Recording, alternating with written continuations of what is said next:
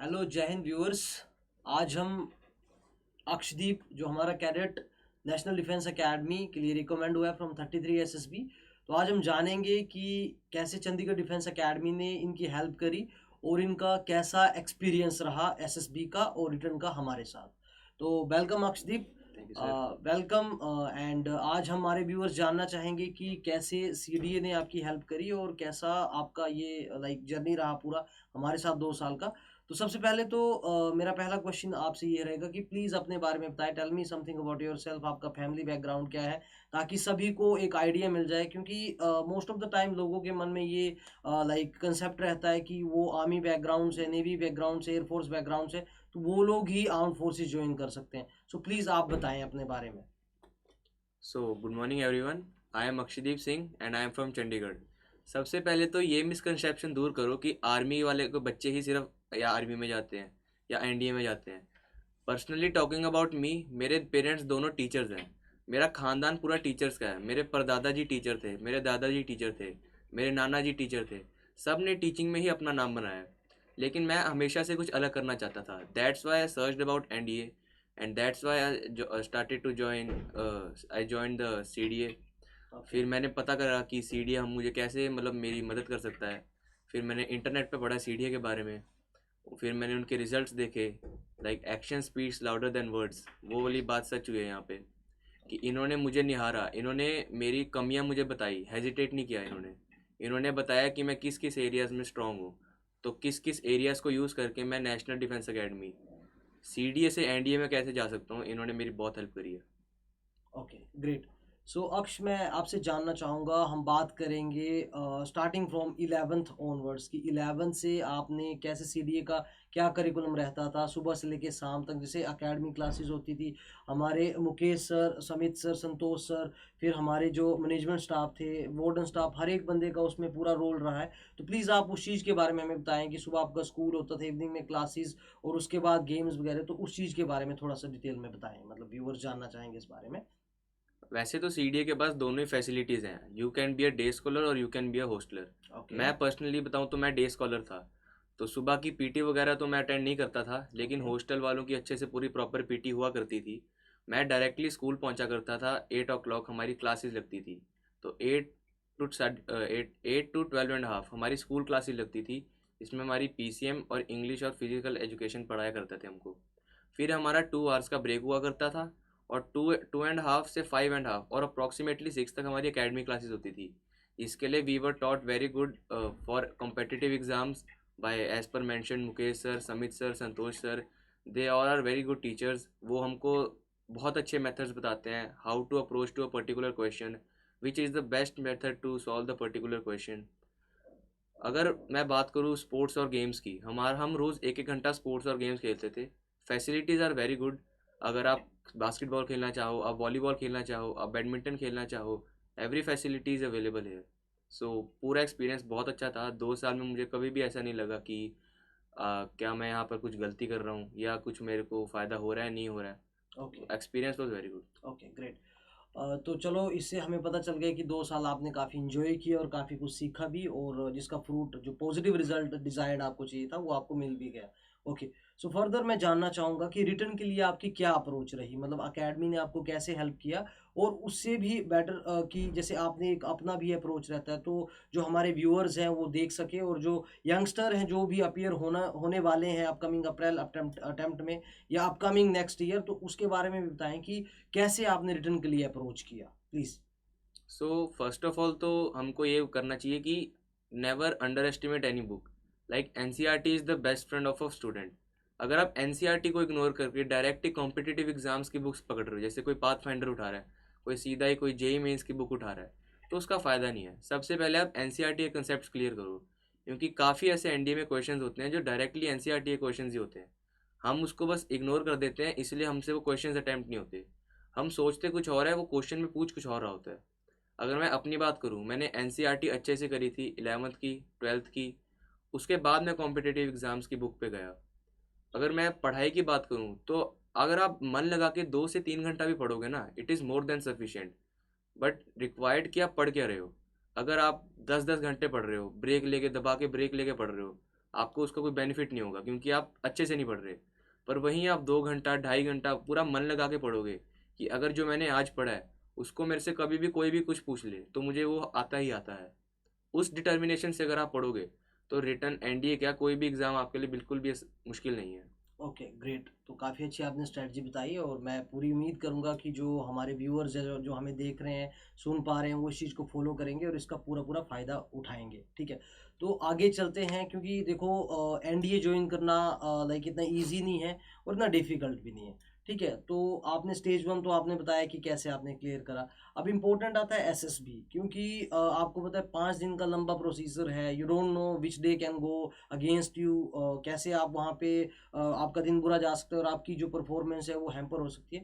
तो प्लीज़ मुझे इस चीज़ के बारे में बताएं और जो हमारे व्यूअर्स हैं उनको भी बताएं कि एसएसबी में डे 1 से लेके डे 5 तक कैसे पूरे प्रोसीजर रहता है। और उसके साथ साथ मैं ये जानना चाहूँगा कि चंडीगढ़ डिफेंस अकेडमी में मेंटोर्स ने कैसी आपकी हेल्प करी और कैसे आपने इस चीज़ को अचीव करा। So please you may proceed. तो एसएसबी तो जैसे सर्विसेज सिलेक्शन बोर्ड, सबसे पहले तो अपने मन से ये डर निकाल दो कि अगर मैं एसएसबी में जाऊंगा तो मैं स्क्रीन आउट हो जाऊंगा या मैं रिकमेंड होऊंगा ही होऊंगा। Never ever you think about the result. सबसे पहले 3 चीज़ों पे काम करो। एक तो कि मैं वो चीज़ क्यों कर रहा हूँ, एक मैं वो चीज़ कैसे कर सकता हूँ, और एक उस चीज़ का रिजल्ट है वो मुझे पाने के लिए क्या क्या करना है। अगर इन 3 चीज़ों पे आपका फोकस आ गया ना, आप एसएसबी आराम से क्लियर कर लोगे। जैसे फर्स्ट डे स्क्रीनिंग होती है, मैक्सिमम बच्चे क्यों स्क्रीन आउट हो जाते हैं, क्योंकि उनको ये तीनों के बारे में पता ही नहीं होता। वो आते हैं, जैसे पीपीडीटी होता है, वो सीधे ग्रुप डिस्कशन में इतना जोर जोर से बोलने लग जाते हैं, वो किसी को मौका ही नहीं देते। वो है कि सिर्फ हम ही यहाँ पे करने आए हैं। तो ओके, सो मैं आपको बीच में रोकना चाहूँगा कि पीपीडीटी के लिए चंडीगढ़ डिफेंस एकेडमी की तरफ से आपको कैसे हेल्प करवाई गई, क्या टिप्स ट्रिक्स बताए गए ताकि हमारे व्यूअर्स वो भी इस चीज़ को जान सके और उनको इसका फ़ायदा मिल सके। जैसे पीपीडीटी के लिए तो मैं कहूँगा कि जो आपकी पिक्चर है उसको पॉजिटिव माइंडसेट से अप्रोच करना चाहिए। जैसे हमको हमारे टिप्स दिए गए थे राहुल सर द्वारा, तो उन्होंने हमको बताया था कि अगर कोई स्पेसिफिक पिक्चर है, don't ever create a negative impact uselessly, कोई उसका फ़ायदा नहीं है।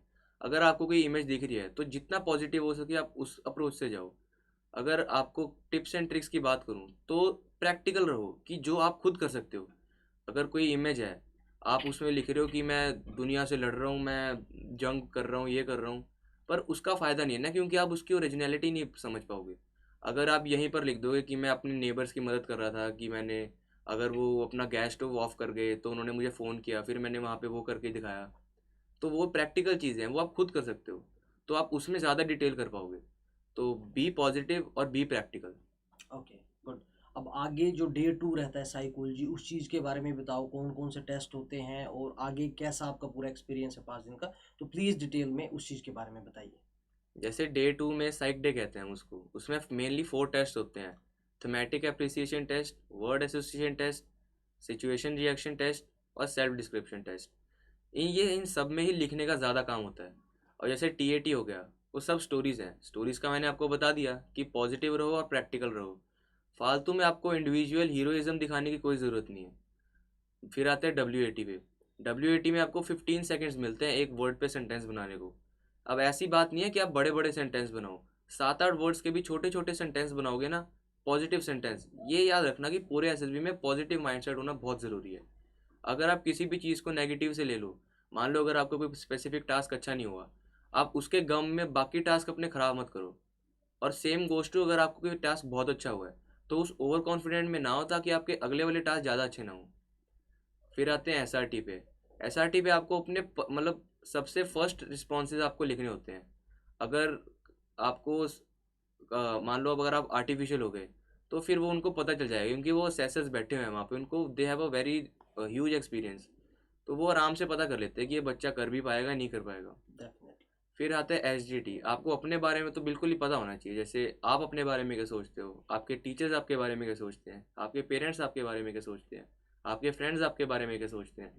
इन चीज़ों को तो मतलब बेशक अपने दिमाग में बिठा लो कि ये चीज़ें सही हैं, और ये वहाँ पे करके भी दिखानी है। अगर आप लिख रहे हो I am a helpful person, तो आपको वहाँ पे अपने टीममेट्स की हेल्प करके दिखाना होगा, ऐसे वरना आप फेक दिखोगे वहाँ पे।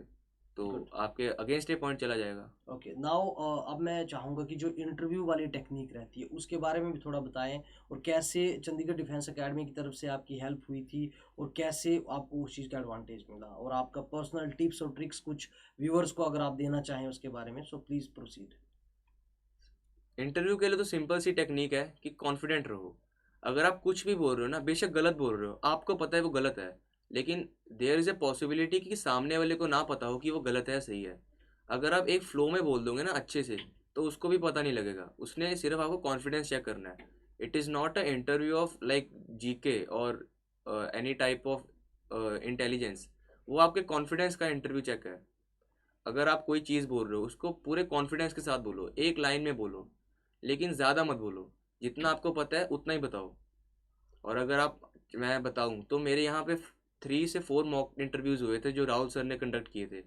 पहले 2 इंटरव्यूज़ में तो मेरे को मतलब बिल्कुल भी नॉलेज नहीं थी, फिर उन्होंने मेरे को अपनी गलतियाँ बताई, उन्होंने बताया कि मैं इसको इन्हांस कैसे कर सकता हूँ। तो इसके द्वारा मेरे अगले 2 इंटरव्यूज़ बहुत अच्छे गए। उन्होंने मेरे को बिल्कुल कह दिया था कि मैं बिल्कुल रिकमेंड हो जाऊँगा, तो मेरे पे कॉन्फिडेंस भी आ गया। बिल्कुल आपने आई कांटेक्ट मेंटेन करना है अपने आईओ के साथ, वो इंटरव्यूइंग ऑफिसर के साथ। Okay, okay, great. अब मैं चाहूँगा कि जीटीओ जो हमारी थर्ड टेक्निक रहती है एसएसबी की, उसके बारे में भी थोड़ा बताएं कि जो आउटडोर टास्क होते हैं उसमें आपका पर्सनल एक्सपीरियंस कैसा है, और जो लाइक ग्रुप डिस्कशन होता है, आपका जीपी होता है, तो उसमें आपका कैसा एक्सपीरियंस रहा, और कुछ टिप्स ट्रिक्स अगर आप देना चाहो तो that will be much beneficial for all, please. Talking about the GTO, जिसमें 9 टेस्ट सीरीज होती हैं, वो तो आपको है ही कि सब में अपना बेस्ट देना है, you have to give your best shot. लेकिन अगर आपका कोई टास्क अच्छा नहीं हुआ तो उसका दुख नहीं मनाना, और वही अगर कोई टास्क अच्छा हुआ उसकी ज़्यादा खुशी नहीं मनानी। अब जैसे ग्रुप डिस्कशंस होते हैं, सब उसमें बहुत मतलब बिल्कुल ही डोमिनेट करने की कोशिश करते हैं, but remember one thing, dominate करने से कोई फ़ायदा नहीं होगा। अगर आप 2 पॉइंट्स बोल रहे हो, 3 पॉइंट्स अच्छे हो, अच्छे वैलिड पॉइंट्स बोल रहे हो, आपके पॉइंट सुनने के बाद आपके ग्रुपमेट्स चुप हो जा रहे हैं, that will create a positive impact on the जी। तो उसको लगेगा कि आपकी बात सुन रहे हैं लोग, आपको फालतू की बहसबाजी करने की कोई ज़रूरत नहीं है। हम्म। अगर हम बात करें लेक्चरेट की, आपको 3 मिनट बोल रहे हैं, आपको 3 मिनट बोलना है, तो जो 4 टॉपिक्स होते हैं आप बेशक सबसे आसान वाला चुनो, लेकिन आप इस कॉन्फिडेंस के साथ बोलो कि मुझे सब सब कुछ पता है उसके बारे में। आप you have to create a content in your mind कि आपको 3 मिनट लगातार बोलना है, उस पर आपको बीच में नहीं रुकना। तो लेक्चरेट उससे आपका अच्छा हो जाएगा। आसान टॉपिक बोलो, मैंने पर्सनली खुद आसान टॉपिक बोला था। हम्म। ऐसी बात नहीं है कि अगर आप हाई फाई टॉपिक बोलोगे तो जीटीओ विल गेट इम्प्रेस्ड, ऐसा बिल्कुल नहीं है। जो बोल रहे हो अच्छे से बोलो। फिर है कोऑर्डिनेशन, ऐसे पीजीटी में एचजीटी में आपको जो फट्टी बल्ले वाले टास्क होते हैं वो भी आपको इनिशिएट करने हैं, आपको बताना है कि सिर्फ एक नहीं, इसके डिफरेंट अपॉर्चुनिटी डिफरेंट वेज कितने हैं इसके, हम्म। आप कितने तरीके से उनको अप्रोच कर सकते हो, वो आपको बताना है। फिर कमांड टास्क आ जाएगा, आपको उसमें अपना बेस्ट देना है, you have to act like a commander, उसमें आपको अपना बेस्ट देना है। Okay, great. तो अब मैं, जैसे आपने इंडियन नेवी ज्वाइन करने का जो आपका एम था, आपने सोचा था, तो मैं जानना चाहूँगा कि as you are coming from teachers background, तो एक टीचिंग एक लाइक इजी लाइफ से लेके आपने नेवी ज्वाइन करने का एम सोचा, तो भाई मैं उस चीज़ के बारे में जानना चाहूँगा, ताकि हमारे जो लाइक यंगस्टर हैं वो भी इस चीज़ से थोड़ा मोटिवेट हो सकें, और कैसे गोल ओरिएंटेड पर्सन लाइफ में हो सकता है, तो please tell me about that as जैसे मेरे पेरेंट्स टीचर्स हैं और दे आर वेरी सपोर्टिव, उन्होंने मुझे पहले ही बोल दिया था कि तू जो भी करेगा ना उसमें मन लगा के करना है। तो फिर मैंने पूरा सर्च वगैरह किया 10th के बाद कि what are the opportunities that I have, that what fields I can make my career. फिर मैंने एनडीए के बारे में सोचा, नेवी के बारे में सोचा। नेवी मैंने इसलिए सोचा क्योंकि 3-4 रीजंस है। एक तो respect for the uniform, uniform मुझे बहुत अच्छी लगती है नेवी की। फिर एक आता है फैंटेसी फैक्टर, जैसे मैं जब से छोटा था मैं नेवी मतलब उसकी समुंदर वगैरह की मूवीज़ देखा करता था, तो मेरे को वो भी बड़ी अच्छी लगी थी।